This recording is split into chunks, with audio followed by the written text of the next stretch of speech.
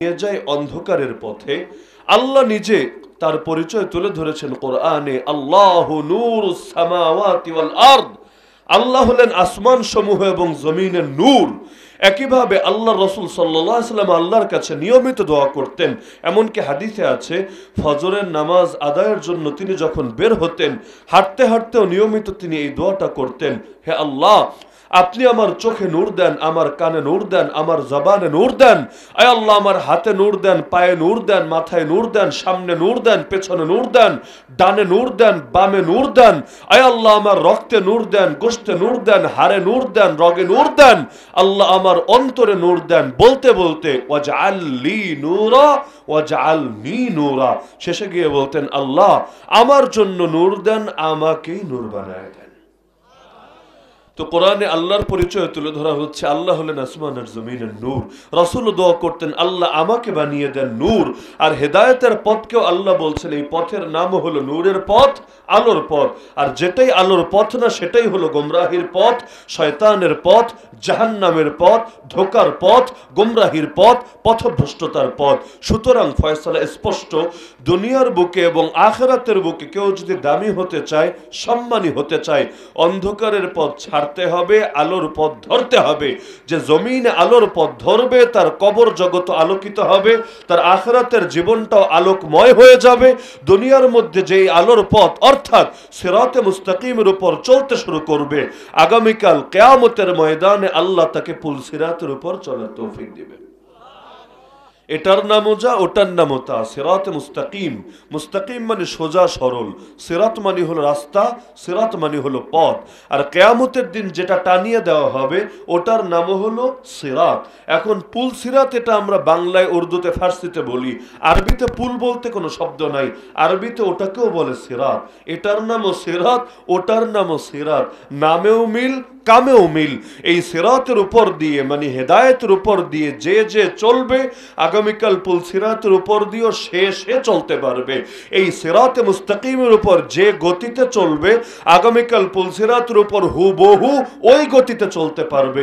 দুনিয়ার এই সিরাতে মুস্তাকিম থেকে যারা গোমরাহ হবে, বিচ্যুত হবে, ছিটকে পড়বে, আগামীকাল পুল সিরাতের উপর চলা শুরু করলেও মাঝামাঝি গিয়ে কেটে টুকরা টুকরা হয়ে জাহান্নামে পড়ে যাবে।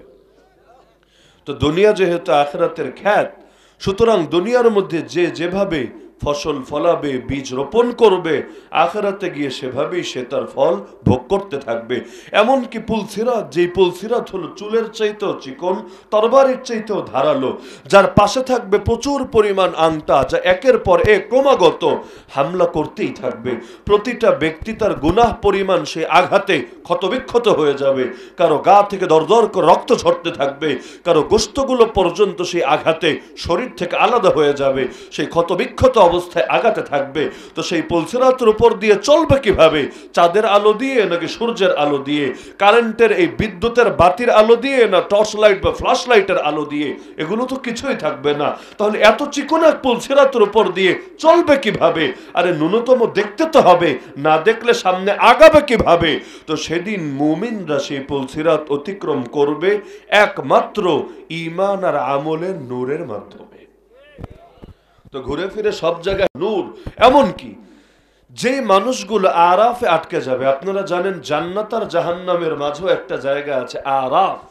কিছু লোক প্রাথমিক অবস্থায় এখানে আটকে পড়বে, যারা না জান্নাতে যেতে পারছে, না আবার আল্লাহ তাদেরকে জাহান্নামে ফেলে দিচ্ছে। তাহলে তারা পুলসিরাতে চলবে না কেন, আটকে থাকবে কেন? এর কারণ হলো তাদের সামনে প্রাথমিকভাবে নূর থাকবে না। এখন নূর ছাড়া তারা পথ চলবে কিভাবে? এমনকি মুনাফিকরা সেদিন পুলসিরাতে উঠতেই পারবে না। আরববাসীদেরকে শেষ অবস্থায় আল্লাহ তাআলা নিজ দয়ায় এবং রাসূলের সুপারিশে আল্লাহ তাআলা তাদেরকে নূর দিবেন, তারা পার হবে। কিন্তু মুনাফিকরা শেষ পর্যন্ত আটকে থাকবে কেন? কোরআনে সূরা হাদীদে আল্লাহ এটা জানিয়ে দিয়েছেন। তারা সেদিন মুমিনদেরকে বলতে থাকবে, উনজুরুনা নাকতাবিস মিন নূরিকুম, আরে একটাবার আমাদের দিকে একটু নজর দাও, একটু তাকাও আমাদের দিকে। তোমরা মুমিনরা যদি আমাদের দিকে একটু নেক নজর দাও, আমরা তোমাদের নূর থেকে কিছু আলো সংগ্রহ করতে পারবো। দুনিয়ার বুকে ওলামায়ে কেরামের নজরে, আল্লাহর ওলিদের নজরে, বুজুর্গদের নজরের মধ্যে ফায়দা আছে নাকি নাই? বরকত আছে নাকি নাই? কখনো এই এক নেক নজরেই এমন পরিবর্তন চলে আসে যেটা কখনো 10 বছরের ইবাদতে ওই পরিবর্তন আসে না। যেমন ফেরাউনের জাদুঘর, ফেরাউন যাদেরকে ভাড়া করে এনেছিল নবী মুসাকে লাঞ্ছিত করবে বলে, নাউযুবিল্লাহি মিন যালিক, কিন্তু নবী মুসার মুআজিজা দেখে তারা সকলেই কালেমা পড়ে নিল, ঈমান গ্রহণ করে নিল। সেই সময় ফেরাউন তাদেরকে হুমকি দিল, আমি উল্টো দিক থেকে তোদের হাত পা কেটে দেব। উল্টো দিক মানে এপাশে হলো ডান হাত আর এদিকে বাম পা, মানে পুরো অচল বানিয়ে ছাড়বে। এখানেই শেষ না, ওয়ালা উসাল্লিবান্নাকুম ফি জুযুইন নাখল, তোদেরকে আমি শুলিতে চড়িয়ে হত্যা করব, একটাকে জানে বাঁচিয়ে রাখবো না। যখন এই হুমকি দিল, অথচ যাদেরকে হুমকি দিচ্ছে তারা নও মুসলিম, তারা মাদ্রাসায় পড়ে নাই, তারা দুনিয়ার বুকে নামাজ রোজা হজ যাকাত কিছুই করতে পারে নাই, না দাওয়াতের মেহনত, না জিহাদের মেহনত, না আত্মশুদ্ধির মেহনত, কোন লাইনে কোনো কিছু করতে পারে নাই। খালি নবীর নেক নজর পেয়েছে, নবীর সোহবতে সামান্য সময়ে তারা ঈমানটা খালি কবুল করেছে মাত্র। এই সময়ে ফেরাউন তাদেরকে হুমকি দিচ্ছে, হুমকির জবাবে তারা উল্টো গর্জে উঠে বলছে, ফাকদি মা আনতা কাদ, আরে ফেরাউন তোর যে বিচার করতে বলে চাই বিচার কর গিয়ে, ইন্নামা তাকদি হাদিহিল হায়াতাদ দুনিয়া, তুই তো খালি এই দুনিয়ার বিচারই করতে পারবি। আখিরাতে তো আর ফেরাউনের কোনো ভণ্ডামি চলবে না, ওখানে তো আর ফেরাউনের কোনো রাজত্বই বাকি থাকবে না। তো এই যে নজরের মধ্যে যে নূর, কিয়ামতের দিন মুনাফিকরা মুমিনদেরকে বলবে, একটু নজর দাও, আমরা তোমাদের নূর থেকেও একটু আলো সংগ্রহ করি। কিন্তু গায়েব থেকে তখন আওয়াজ চলে আসবে, কিলা রজিউ ওয়ারাকুম ফালতামিসু নূরা, আরে মুনাফিকরা ভাগ এখান থেকে, তোরা পেছনে চলে যা, পেছনে গিয়ে যেখান থেকে মনে চায় সেখানে গিয়ে নূর খোঁজ। তোদেরকে দেওয়ার মতো কোনো নূর মুমিনদের কাছে নাই, মুমিনরা তাদের নূর তোদের মুনাফিকদের মধ্যে আজ বিলাবে না। তাহলে নূরের দরকার আছে নাকি নাই? এই নূর যার যত বেশি হবে, নূর অর্থই আলো, বাংলায় বলে আলো, আরবিতে বলে নূর। আর জাহান্নামের মধ্যে যে আগুন, এই আগুন শব্দের আরবি হলো নার, শব্দ দুইটা মাথায় রাখেন। আলোর আরবি হলো নূর আর আগুনের আরবি হলো নার। আগুনের আরবি কি? আরবি কি? নার। কুল নারু জাহান্নাম আশাদ্দু হাররা, আল্লাহ তাআলা নূরের মধ্যে এমন পাওয়ার রেখেছেন সেটা নারকে নিভিয়ে দিতে পারে, নারের মধ্যে এমন পাওয়ার রাখেন নাই সেটা নূরকে নিভিয়ে দেবে। যখন কিয়ামতের দিন মুমিনরা চলতে শুরু করবে পুলসিরাতের উপর দিয়ে, আপনারাও চলবেন ইনশাআল্লাহ, আল্লাহ তাআলা সবাইকে চলার তৌফিক দান করুন। তো যখন মুমিনরা পুলসিরাতের উপর দিয়ে চলতে শুরু করবে, নিচ থেকে জাহান্নাম চিৎকার করে বলতে থাকবে, আসরিউ আসরিউ, আরে মুমিনরা তোমরা দ্রুত চলে যাও, দ্রুত চলে যাও, ফাকাদ আতফাআত নূরুকুম লাহাবি, কারণ তোমাদের ঈমান আর আমলের নূর আমার অগ্নি শিখাকে নিভিয়ে দিয়েছে। তো ভাবতে পারেন, মুমিন শুধু নূর দিয়ে চলবে পুলসিরাতের উপর দিয়ে তাই না, বরঞ্চ মুমিনের নূর জাহান্নামের অগ্নি শিখা আগুনের তাপকে পর্যন্ত নিভিয়ে দিবে, যার জন্য জাহান্নামও সইতে না পেরে বলবে, জলদি চলে যাও, কারণ তোমরা যদি দীর্ঘক্ষণ এখানে থাকো আমার এই আগুনই আর অবশিষ্ট থাকবে না, আমার আগুন চিরতরে মিটে যাবে তোমাদের নূরের সামনে। আপনারা জানেন 7 সাগরের পানি যদি ঢালা হয় জাহান্নামের উপর, জাহান্নামের আগুন কি নিভবে? নেভা দূরের কথা, সামান্য পরিমাণ কমবেও না, কিন্তু জাস্ট 2টা ফোঁটা যদি চোখের পানি ঝরাতে পারেন, একমাত্র আল্লাহর ভয়ে এক মুহূর্ত জাহান্নামের আগুন আর টিকতে পারে না। পার্থক্যটা কোথায়? আরে পানির শক্তিতে জাহান্নামের আগুন নেভে বিষয়টা এমন না, সেটা চোখের পানি হোক অথবা সমুদ্রের পানি হোক, কোন পানির ক্ষমতা নেই জাহান্নামের আগুনকে নেভাবে। কিন্তু মুমিন যদি আল্লাহর ভয়ে চোখ থেকে পানি ঝরায়, তখন শুধু পানি বের হয় না, সেই পানির মধ্যে নূর চমকাতে থাকে, ওই নূর জাহান্নামের নারকে তথা আগুনকে চিরতরে নিভিয়ে ছাড়ে। এই যে শীতের দিন ফজরের নামাজের সময় উযু করতে আপনাদের কত কষ্ট, কিন্তু কিয়ামতের দিনে উযুর অঙ্গগুলো থেকে নূর চমকাতে থাকবে, নূর, যেই যে অঙ্গ দিয়ে সিজদা করে নূর বের হতে থাকবে, আর যার ভেতর থেকে নূর বিচ্ছুরিত হবে জাহান্নামের নারের কোনো ক্ষমতা নাই তারে পুড়িয়ে ছাই করবে। হাফেজে কোরআন, কোরআন পুরোটা নূর কিনা? আরে কোরআন পুরোটা নূর কিনা? এই কোরআন যে তার সিনার মধ্যে ধারণ করে, আল্লাহর রাসূল জানিয়ে দিয়েছেন জাহান্নামের আগুনের কোনো ক্ষমতা নাই, কোনো শক্তি নাই তাকে পোড়াবে। আল্লাহ তাআলা জাহান্নামের উপর তার বডিটাকে হারাম করে দিয়েছেন চিরতরে। এমন কি শুধু জাহান্নামের নার বলে কথা না, জিন আর শয়তান আল্লাহ তাদেরকে মাটি থেকে বানান নাই, আল্লাহ তাদেরকে বানিয়েছেন কিসের থেকে? আগুনের থেকে। জাহান্নামেও থাকবে আগুন, নার। আর শয়তান আর জিনকেও আল্লাহ সৃষ্টি করেছেন নারের থেকে। এখন নার ডাকে নারের দিকে, নূর ডাকে নূরের দিকে। আল্লাহ হলেন আসমান আর জমিনের নূর, আল্লাহ ডাকেন জান্নাতের নূরের দিকে। আর জিন আর শয়তান হলো জাহান্নামের নারের মতো, ওরাও নার, ওরা ডাকে জাহান্নামের আগুনের দিকে। এই জিন আর শয়তানও কারো উপর প্রভাব বিস্তার করতে পারে না তার ভেতরে নূর থাকলে। মাঝে মধ্যে জিনে ধরা রোগী হয়তো দেখেছেন বা না দেখলেও শোনার তো কথা, অন্তত এমন এমন ভাবে পেরেশান করে রাখছে, ডাক্তারদের কিছু করার থাকে না, বরঞ্চ সেই যে ধরেছে তো ধরেছে, এখন কোনোভাবেই তারে আর ছাড়ানো যায় না। এমন হয় না কি হয় না? একদিকে দেখবেন কিছু লোকের কাছে জিন সওয়ার হয়, আবার কিছু আল্লাহর ওলি, কিছু বুজুর্গ এমন আছে উল্টো জিন গিয়ে তাদের কাছে ধরা খেয়ে যায়, তাদের খাতেমে পরিণত হয়ে যায়। তো এও মানুষ ও মানুষ, পার্থক্য কোথায়? হ্যাঁ, জিন শক্তিশালী, এটা সহি, তবে মানুষের আকলের চাইতে বেশি শক্তিশালী না। আল্লাহ তাআলা মানুষকে অদৃশ্য এমন একটা শক্তি দিয়েছেন যে শক্তির সামনে দুনিয়ার অন্য শক্তিগুলো কিছুই না। যেমন হাতি অনেক শক্তিশালী না? হাতি যদি আপনার এলাকায় ঢোকে, একদিক দিয়ে ঢুকলে আরেক দিক দিয়ে এলাকা খালি হতে সময় লাগবে না। কারণ সবাই চিন্তা করবে, একবার যদি হাতির পায়ের তলে পড়ি অথবা সুরের মধ্যে প্যাঁচ খেয়ে যাই, আমাদের জীবনেরই আর আশা করে কোনো লাভ হবে না। কিন্তু এত পাওয়ারফুল হাতির পিঠে চড়ে বসে থাকে কে?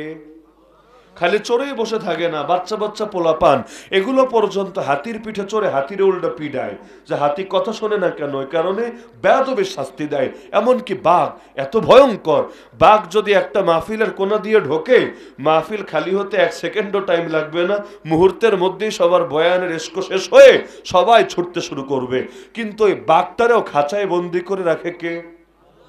তো মানুষকে আল্লাহ এমন একটা শক্তি দিয়েছেন যার সামনে দুনিয়ার বড় বড় শক্তিগুলো ধরা খেয়ে যায়। তো একদিকে শয়তানের এই শক্তি আছে, ইয়াজরি মিনাল ইনসানি মাজরাদ দাম, মানুষের রগে রগে চলতে পারে, রক্তের সঙ্গে মিশে মিশে শরীরের মধ্যে প্রবাহিত হতে পারে।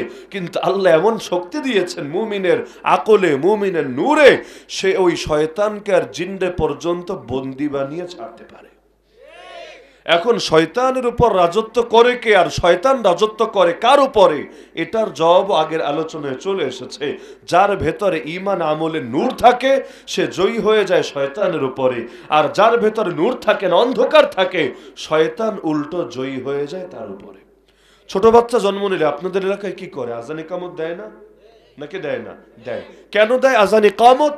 অন্যতম কারণ আল্লাহ রাসূল সাল্লাল্লাহু আলাইহি ওয়াসাল্লাম জানিয়েছেন, বাচ্চা যখন জন্ম নেয় শয়তান এসে একটা খোঁচা মারে। শয়তানের কাছে বাচ্চাই কি আর বুড়াই কি? দুনিয়ার মধ্যে ইফটিজিংটা ওই সময় থেকেই শুরু করে, মাত্র দুনিয়া এসেছে এখনই শয়তানের গাজলা শুরু হয়েছে, গিয়ে খোঁচা একটা মারে, বাচ্চা কাঁদতে শুরু করে। নাকি আপনাদের এলাকার পোলাপানরা জন্ম নিলে হাসে? কাঁদে না বাচ্চারা? কাঁদে। তো এখন তার ডান কানে আজান, বাম কানে ইকামত দেয়। কেন? কারণ আজান আর ইকামতের বাক্যে আল্লাহ এমন পাওয়ার রেখে দিয়েছেন, যদি আজান আর ইকামত শুরু হয় শয়তান আর টিকতে পারে না, বরঞ্চ বায়ু ছাড়তে ছাড়তে পালাতে বাধ্য হয়। তো শয়তানের কাছে বাচ্চারাও নিরাপদ না। এই যুগে দেখেন, এই যে ইসরায়েলের বুকে লড়াই চলছে, ইসরায়েল আর ফিলিস্তিনে দীর্ঘ 2টা মাসের অধিক সময় ধরে, গত 4 দিন আগে রিপোর্ট প্রকাশিত হয়েছে, এই 2 মাসের যুদ্ধে ইতিমধ্যে 29,000 মুসলমান শহীদ হয়ে গেছে, যাদের কারো লাশ পাওয়া গিয়েছে আর কারো লাশ এখনো পর্যন্ত পাওয়া যায় নাই। এই 29,000-এর মধ্যে 9,000 প্লাস শুধুই শিশু। এই শিশুগুলো কোন জঙ্গি বাহিনীর সদস্য, টেরোরিজমের কোন কোন অ্যাক্টিভিটিসের সঙ্গে জড়িত, এই শিশুদেরকে কোন পাপে কোন অপরাধে হত্যা করলো? আপনার কাছে ভিন্ন জবাব থাকতে পারে, আমার কাছে একমাত্র জবাব হলো, ওই যুগে তাগুত ফেরাউনরা যেই কারণে ভয় করত শিশু মূসাকে, এই যুগেও ফেরাউনের প্রেতাত্মারা একই কারণে ভয় করে যুগের মুসলিম শিশুদেরকে। ওরা জানে দেখতে শিশু হলে কি হবে, আরে সিংহের ঘরে তো আর শিয়াল জন্মাবে না, বানর জন্মাবে না, শাবক হলে কি হবে, সিংহের ঘরে তো সিংহই জন্মাবে, বড় হয়ে তারা সিংহই হবে। আরে শিয়ালদের রাজত্ব ততদিন থাকে যতদিন সিংহরা ঘুমিয়ে থাকে। সিংহরা যদি একবার হুঙ্কার দিয়ে জেগে ওঠে, শিয়ালদের তখন লেজ গুটিয়ে পালানো ছাড়া কোনো পথই খোলা থাকে না।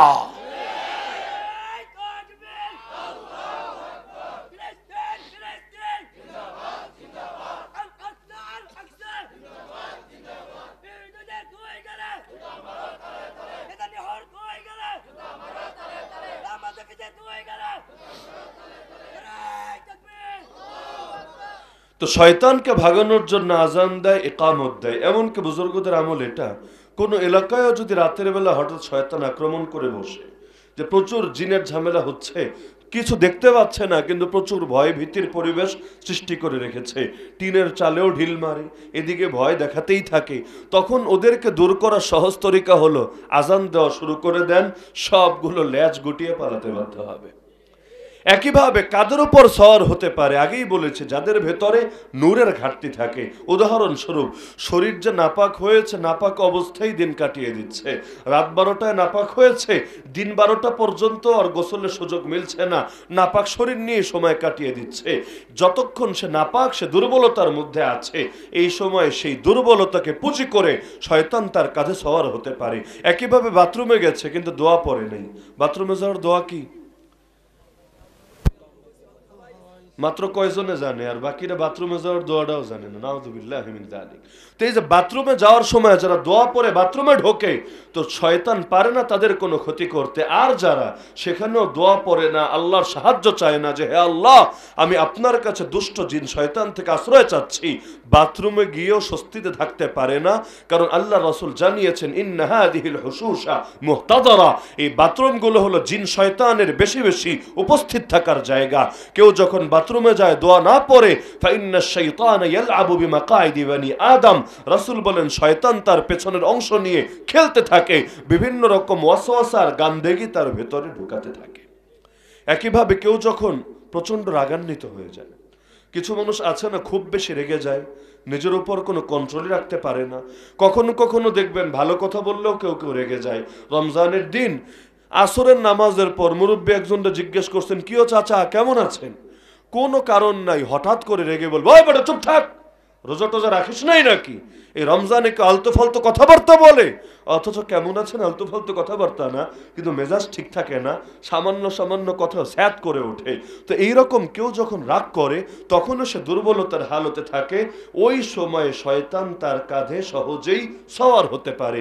একইভাবে হাই দেন না আপনারা, হাই বুঝেন, একেবারে মুখ যে হা করে রাখে, এভাবে যদি হাই দেয় আর কোনো আড়ালো সৃষ্টি না করে, দোয়াও না পড়ে, শয়তান তখন আল্লাহ রসুল বলেন তার মুখের মধ্যে পেশাব করে দেয়। কেমনে করে আল্লাহ ভালো জানে। এখন কি বাস্তবে জিপার খুলে করে কাজ সেরে দেয়, নাকি এটা রূপক অর্থে কোনো ওয়াসওয়াসা ঢুকায় দেয়, এটা আল্লাহ ভালো জানেন। একইভাবে রাতের বেলা যখন ঘুমায় কেউ, যদি রাতের বেলা ঘুমায়, আপনারাও ঘুমান আমরাও ঘুমাই, আল্লাহ রসুল সই হাদিসে বলেন শয়তান তখন মাথার পেছনে এসে 3টা গিট্টু দেয়। কয়টা গিট্টু? গিট্টু বুঝেন, গিরা, 3টা গিরা দেয় মাথার পেছনের অংশে। আল্লাহ রসুল সাল্লাল্লাহু আলাইহি ওয়াসাল্লাম বলেন মন্ত্র পড়ে পড়ে গিরা দেয়, এমনি এমনি না। মন্ত্র কি? আলাইকা লাইলুন তাওয়িলুন ফারকুদ, আরে বিশাল লম্বা রাত পড়ে আছে, তুই আরামে ঘুমা, শুয়া থাক, তোর ঘুম নিয়ে কোনো চিন্তার কোনো কারণ নেই। দেখবেন কখন অ্যালার্ম বেজেছে, নিজের হাতে অফ করেছেন আপনি, কিন্তু অফ করে আবার ঘুমায় গেছেন। কেন? কারণ মন্ত্র তো আগেই পড়ে দিয়েছে। বিশাল টাইম বাকি আছে, আর 5টা মিনিট ঘুমাইলে শীতের দিন কি এমন ক্ষতি হবে, একটু পরে ওঠা যাবে। তো এই যে 3টা গিট্টু মারে এক রাতে, আল্লাহ রসুল বলেন যদি 3টা কাম করে তাহলে 3টা গিট্টু খুলে যায়, আর কাম যদি 3টা না করে তাহলে গিট্টুগুলো খোলে না। তাহলে একটাবার চিন্তা করেন, এক রাতে ঘুমালেই যদি 3 গিট্টু লাগে, এক সপ্তাহে কয়টা লাগে, এক মাসে কয়টা লাগে, এক বছরে কয়টা লাগে? যাদের বয়স 30, 40, 50, 60, 70, 80 হয়ে গেছে, ইতিমধ্যে কয় হাজার গিট্টু লেগে গেছে। গিট্টু লাগতে লাগতে জীবনটাই তো গিট্টুময় হয়ে গেছে। তো এখন গিট্টু খুলে কেমনে? আল্লাহ রসুল বলেন 3টা কাজ করলে 3টা গিট্টু খুলবে। 1 নম্বর কাজ হলো যদি ঘুম থেকে উঠে আল্লাহরে ডাকে। আপনারা ঘুম থেকে উঠে আল্লাহকে ডাকেন না? আলহামদুলিল্লাহিল্লাযী আহইয়ানা বাদামা আমাতানা ওয়া ইলাইহিন নুশুর, প্রশংসা সেই আল্লাহর যিনি একবার মরণ দেওয়ার পরে আবার জীবন ফিরিয়ে দিলেন, আর তার কাছে চূড়ান্ত প্রত্যাবর্তন। এভাবে যদি আল্লাহকে ডাকেন অথবা যে কোনো বাক্যই আল্লাহ স্মরণে বলেন, প্রথম গিট্টুটা খুলে যাবে। বাকি রইল কয় গিট্টু? 2 গিট্টু। যদি কষ্ট করে উজু করেন, যতই কষ্ট হোক, শীতকালে তো উজু করতে কষ্ট হবেই, কিন্তু যদি উজুটা করে ফেলেন দ্বিতীয় গিট্টুটাও খুলে যাবে। 3 নম্বর কাজ, যদি নামাজটাও পড়ে ফেলেন ফজরটার বাদ রেখে কি লাভ? অনেকে আছে ডায়াবেটিসের রোগী, সকালে উঠে ঠিকই দৌড়ায়। অনেকে আছে কামলা, সকালে উঠে ঠিকই কামে নেমে যায়, সবই করে, খালি নামাজটা পড়ে না। ভাবটা এমন, নামাজ পড়লে বিরাট বড় লস হয়ে যাবে, তো উজু করেই শেষ না, নামাজটাও আদায় করে নাই, 3 নম্বর গিরাও খুলে যায়। আল্লাহ রসুল বলেন তখন তার ভেতরে রহমত আসে, বরকত আসে, কাজের মধ্যে শক্তি আসে, উদ্যম আসে।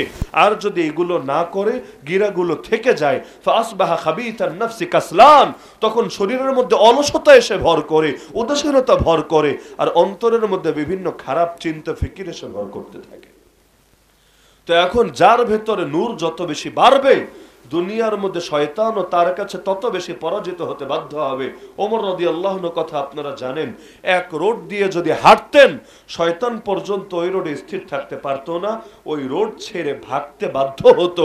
কি পরিমাণ নূর থাকলে শয়তান তাকে দেখে রোড ছাড়তে পর্যন্ত বাধ্য হয়ে যায়। এমনকি আল্লাহ রসুল একদিন হাদিস শোনালেন, সবার সঙ্গে ফেরেশতা আছে, প্লাস সবার সঙ্গে শয়তানও আছে। ফেরেশতা ভালো কাজের আগ্রহ যোগায়, শয়তান গুনাহের উস্কানি দেয়। এখন এক সাহাবী প্রশ্ন করলেন, হুজুর আপনার লগেও আছেন? আল্লাহ রাসূল বলেন, হ্যাঁ আমার লগেও আছে, তবে আমার সোহবতে এসে ইল্লা আন্নাহু আসলামা, ওই শয়তানও শয়তানি ধরে রাখতে পারে নাই, বরং আমার নূরের প্রভাবে ও মুসলমান হয়ে গেছে। এমনকি আল্লাহ রাসূল সাল্লাল্লাহু আলাইহি ওয়াসাল্লাম একদিন ফজরের নামাজে দাঁড়িয়ে কোরআন তেলাওয়াত করছে।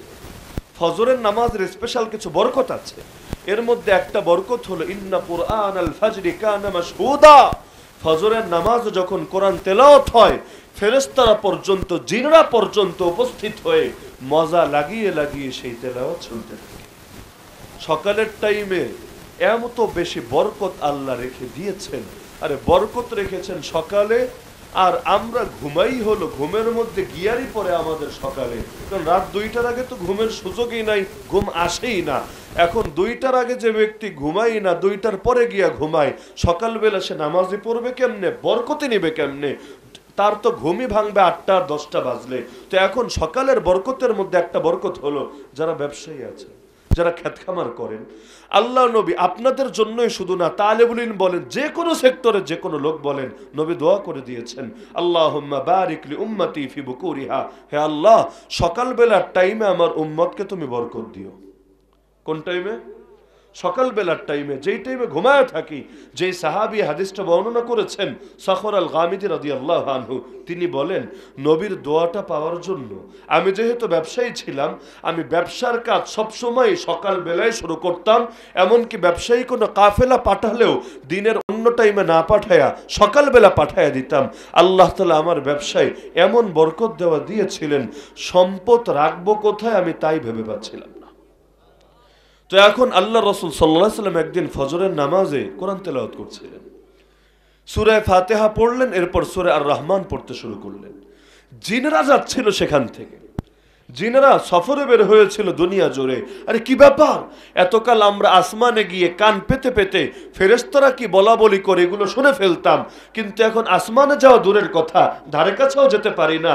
উপরে যেতে শুরু করলেই ফেরেশতারা আসমান থেকে আগুন ছুঁড়ে মারে, উল্কাপিণ্ড ছুঁড়ে মারে। এখন খবরও আনতে পারে না, আর গণকা জ্যোতিষীদেরকে এসে বলতেও পারে না। আর উপরের খবর যদি না পায়, নিচে 2 নম্বর ব্যবসা টিকায় রাখবে কেমনে? এখন তারা বড় পেরেশান, দুনিয়াতে কি হয়েছে, উপরে যাওয়ার রাস্তা বন্ধ হয়ে গেল কোন দুঃখে? রাস্তা যদি বন্ধ হয়, কোনো না কোনো কারণ তো থাকবে। আজকে রাত 12টা থেকে ধরেন মোটরসাইকেল বন্ধ, আপনি মোটরসাইকেল নিয়ে বের হলেন, ভৈরবের দিকে যাচ্ছেন, আপনার পুলিশ আটকায় দিল, ভাই সামনে আর যেতে পারবা না, আজকে থেকে মোটরসাইকেল চলা নিষিদ্ধ। আপনার ভেতরে স্বভাবতই কৌতূহল জাগবে, কেন নিষিদ্ধ? আরে কারণটা কি? তাও দিন থেকে নিষিদ্ধ না, রাত থেকে নিষিদ্ধ। প্রশ্ন আসবে না কি আসবে না? অবশ্যই আসবে। আর প্রশ্ন আসলে আপনি সমাধানের চেষ্টা করবেন যে রাত থেকে নিষিদ্ধ হওয়ার কি কি কারণ থাকতে পারে। তবে কি ভোটাভুটিটা রাতেই হবে, নাকি রাতের মধ্যে আবার অগ্নিসংযোগ হতে পারে? এগুলোর জন্য সেফটির ব্যাপারে নিশ্চিত হতে এই পদক্ষেপ নিয়েছে। যে কোনো একটা কৌতূহল আপনার ভেতরে কাজ করবেই। তো ওদের ভেতরে কৌতূহল কাজ করলো, আসমানে যাওয়ার রাস্তা বন্ধ কেন? মনে হয় কোথাও না কোথাও প্যাচ লেগেছে। এখন খুঁজতে খুঁজতে এসে দেখে আমার নবী সাহাবীদেরকে নিয়ে ফজর নামাজে কোরআন তেলাওয়াত করছে। সুবহানাল্লাহ, নবীর জবানে খালি কোরআন তেলাওয়াত শুনে, কোনো বয়ান লাগে নাই, ওয়াজ লাগে নাই, নসিহত লাগে নাই, খালি নবীর জবানে কোরআন তেলাওয়াত শুনেই সঙ্গে সঙ্গে মুসলমান হয়ে গেছে। কোরআন মাজিদ 29 নম্বর পারে সূরা আছে সূরা জিন নামে, সেই সূরা জিনের প্রথম কয়েক আয়াতই এটা পেয়ে যাবেন। ইস্তামা'a নাফারুম মিনাল জিন্নি ফাকালু ইন্না সামি'না কুরআনান আজাবা। একদল জিন কোরআন শুনে বলে উঠলো, আরে এটা তো বড় বিস্ময়কর, বড় আজিবা কোরআন আমরা শুনলাম। ইয়াহদি ইলা রুশদি, যেই কোরআন হেদায়েতের পথ দেখায়। ফাআমান্না বিহি, আমরা শুনি আর দেরি করি নাই, ঈমান এনে ফেললাম। ওয়ালান নুশরিকা বিরাব্বিনা আহাদা, আমরা আমাদের রবের সঙ্গে আর কোনোদিনও কাউকে শরীক করব না। তো আল্লাহ তাআলা এমন নূর রেখে দিয়েছেন, জিনেরা পর্যন্ত সামান্য পরশে এসেই তারা নিজেদের গোমরাহি ধরে রাখতে পারলো না, বরঞ্চ কালেমা পড়ে মুসলমান হয়ে গেল। তো এখন সেই নূর দরকার আছে নাকি নাই? এই নূর যদি হাসিল করতে পারেন, দুনিয়ার মধ্যে শয়তানের নারকে, এই আগুন থেকে তৈরি শয়তানকেও হারাতে পারবেন, কিয়ামতের দিন পুলসিরাতের উপর চলতে পারবেন, এমনকি জাহান্নামের আগুনকেও চিরতরে নিভাতে পারবেন।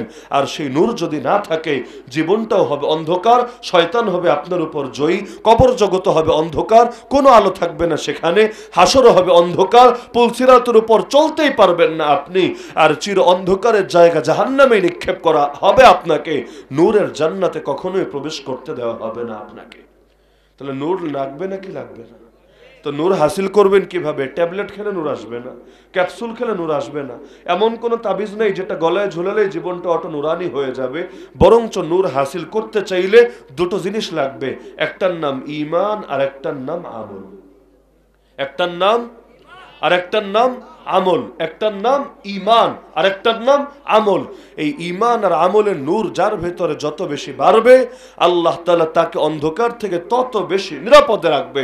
কিন্তু আল্লাহ তাআলা আয়াতে তো জানিয়ে দিয়েছেন, শয়তান কখনো চাইবে না আপনারা নূরের পথে চলেন, বরঞ্চ নূর থেকে বের করে বারবার অন্ধকারের পথে নিয়ে যেতে চাইবেই চাইবে। দেখেন না, ইসলাম শিক্ষা বইয়ের মধ্যে পর্যন্ত দুর্গার ছবি ঢুকিয়ে দেয়। কিভাবে? এমনি এমনি তো না, এগুলোর উপর দিয়ে ভর করিও তো মুসলমানের দিলের মধ্যে অন্ধকার ঢোকানোর চেষ্টা চালানো হয়। কারণ মুসলমানের সেন্সিটিভিটি যখন নষ্ট হয়ে যাবে, দ্বীনের ব্যাপারে আবেগ যখন মরে যাবে, এক পর্যায়ে তাদের গলার মধ্যে কুফুরের জিঞ্জির পরাতেও কোনো কষ্ট হবে না, অতি সহজেই পারবে। এমনকি এই ছবিটা সকলে দেখেছে যে ইসলাম শিক্ষা বইয়ের মধ্যে দুর্গার ছবি ঢুকেছে, কিন্তু একটা জিনিস অধিকাংশ জনে খেয়াল করে নাই, যে বইয়ের নামটাই চেঞ্জ করে দেওয়া হয়েছে। আমরা যখন ছোট ছিলাম, বইয়ের নাম ছিল শুধু ইসলাম শিক্ষা। আপনারাও যারা পড়াশোনা করেছেন অধিকাংশ এই নামেই হয়তো পড়েছেন। কি নাম? ইসলাম শিক্ষা। কিন্তু এখন নাম কি জানেন? ইসলাম ও নৈতিক শিক্ষা। তো ইসলাম শিক্ষা চলে না, লগে ও নৈতিক, আল আতফু ইয়াক্তাজি তাগায়ুর। এটার মানেটা কি? এর মানেই হলো নামের মাঝখান দিয়ে এই মেসেজ ঢুকিয়ে দিতে চায়, ইসলাম শিক্ষা মানেই নৈতিক শিক্ষা না, নৈতিকতার শিক্ষা আলাদা, ইসলামের শিক্ষা আলাদা। ইসলাম শেখানোর পরও আলাদা করে নৈতিকতা শেখানো লাগে, না হলে মুসলিম হতে পারে কামেল, তবে অনৈতিক থেকে যাওয়ার আশঙ্কা আছে। এ কারণে সবগুলো বইয়ের নাম দিয়েছে ভাবে, হিন্দু ধর্ম নৈতিক শিক্ষা, খ্রিস্ট ধর্ম নৈতিক শিক্ষা, বৌদ্ধ ধর্ম নৈতিক শিক্ষা, ইসলাম ধর্ম নৈতিক শিক্ষা। নাউযুবিল্লাহি মিন যালিক। অথচ যাহা নৈতিকতা তাহাই ইসলাম, যা ইসলাম তাই নৈতিকতা। নৈতিকতা আর ইসলামকে কখনোই আলাদা করার সুযোগ নাই। আর যে ব্যক্তি মুসলমান হবে, খাঁটি মুসলমান, সে কখনো অনৈতিক হবে না। আর যে ব্যক্তি মুসলমান হবে না, সে কখনোই কামেল নৈতিক হতে পারবে না। মায়ের লগে যদি কেউ বেয়াদবি করে, তাকে কোনোদিন নৈতিক বলা হবে? বাপের খেয়ে বাপের পরে বাপের লগে যদি বেয়াদবি করে, বাপের গায়ে হাত তোলে, তারে কোনোদিন নৈতিক বলা হবে? তো রব্বুল আলামিনের খেয়ে, তারপরে তার দেওয়া হায়াত ভোগ করে, তার দেওয়া নেয়ামতে ডুবে থেকে কেউ যদি তার অস্তিত্বকে অস্বীকার করে, তারে কোনোদিন নৈতিক বলার সুযোগ আছে? আরে দুনিয়ার নেমক হারামের চাইতেও সে তো বড় নেমক হারাম, বড় নাফরমান। তো ইসলাম ও নৈতিক শিক্ষা, এই নামের মধ্যে দিয়েই তো এক শিরিকের মেসেজ, এক গোমরাহির মেসেজ ঢুকিয়ে দেওয়া হয়েছে বাচ্চাদের মধ্যে। তো এভাবে দিনকে দিন যত সামনে আগাবে, শয়তানের মাত্রা তত বেশি বাড়তে থাকবে। কারণ আল্লাহ জানিয়েছেন, শয়তান চাইবে না আলোর পথে থাকেন, যে কোনো মূল্যে আপনাকে আলো থেকে অন্ধকারের পথে নিয়ে যেতে চাইবেই চাইবে। তো পথ কয়টা? দুইটা, একটা হলো নূরের পথ আর একটা হলো অন্ধকারের পথ। তো যে কোনো মূল্যে নূরের পথ আঁকড়ে ধরে থাকতে হবে, অন্ধকারের পথ থেকে বাঁচতে হবে। পারবেন না ইনশাআল্লাহ? তো এখন তো টাইমও পেরেশানির টাইম, লম্বা চোর আলোচনা করে এই টাইম এমনি উচিত না। দ্বিতীয়ত আমিও অসুস্থ, লম্বা চড় আলোচনা করার মতো শক্তিও পাচ্ছি না। 3 নম্বরে পরিবেশ প্লাস মাইক দুটোর সঙ্গে আমি আজকে ম্যাচ খেতে পারছি না। এই প্রথম সম্ভবত বিবারিয়া জমিনে এমন হলো, পরিবেশ প্লাস মাইক কোনোটাই ম্যাচ খেতে পারছি না। কষ্ট করে করে এক একটা বাক্য টেনে টেনে বের করতে হচ্ছে, যে কোনো কারণেই হোক, হয়তো এটা হয়ে গেছে। আর যেহেতু গাজী ইয়াকুব ওসমানী ভাই কোনো আলোচনা বাকি রাখেন নাই, আমি তো মোটামুটি আগে এসেছি, এখানে এসে পড়েছি, তো দেখলাম মোটামুটি 1.5 ঘন্টার মধ্যে সব বিষয়ের উপরই মৌলিক কথাবার্তা আলোচনা করেছেন। সুতরাং আর দীর্ঘ লম্বা চড় আলাপ করে আপনাদেরকে কষ্ট দেওয়ারও দরকার নাই। তো এই মৌলিক বার্তাটা আমি শুধু রেখে যাচ্ছি যে আমাদেরকে যে কোনো মূল্যে নূর ধরে রাখতে হবে। জন্মের পরে আজান আর ইকামত দিয়ে যেই নূর আমাদের দেহের ভেতরে ঢোকানো হয়েছে, এই নূর নিয়ে বাঁচতে হবে, নূর নিয়ে মরতে হবে। আমাদের কবরটাকেও নুরানি বানাতে হবে, কিয়ামতের দিন নুরানি বান্দাদের কাতারে শামিল হতে হবে। পারবেন তো ইনশাআল্লাহ? আল্লাহ তাআলা সবাইকে তৌফিক দান করুন। দোয়া করবেন, চেষ্টাও চালাতে থাকবেন যে আল্লাহ আমাকে নূর দাও, নূরের পথে চলার শক্তি দাও। আর চেষ্টাও কোনো কমতি করবেন না, জেনে বুঝে পাপ করবেন না। যদি কখনো হয়ে যায় স্থির থাকবেন না, পাপ হোক কিন্তু সঙ্গে সঙ্গে তওবা করে ফেলবেন, যাতে করে এই মুহূর্তে মরণ চলে আসলো আফসোস না থাকে। আল্লাহ 2টা মিনিট টাইম যদি পেতাম ভালো হয়ে আসতাম না, প্রতিটা মুহূর্তে রেডি থাকেন মরার জন্য। ইনশাআল্লাহ আপনার বুজুর্গ হতে দ্বিতীয় কোনো ওষুধ লাগবে না, যে সদা সর্বদা প্রস্তুত থাকে মরার জন্য। ইনশাআল্লাহ সে আল্লাহর সামনে এমন অবস্থায় দণ্ডায়মান হবে, আল্লাহ তার উপর রাজি আর খুশি থাকবে। পারবেন তো ইনশাআল্লাহ? আল্লাহ তাআলা সবাইকে তৌফিক দান করুন। আল্লাহ তাআলা দ্বীনের কল্যাণে, দ্বীনের খেদমতে আমৃত্যু লেগে থাকার তৌফিক দান করুন। আমিন। ওয়া আখিরু দাওয়ানা আনিল হামদুলিল্লাহি রাব্বিল আলামিন।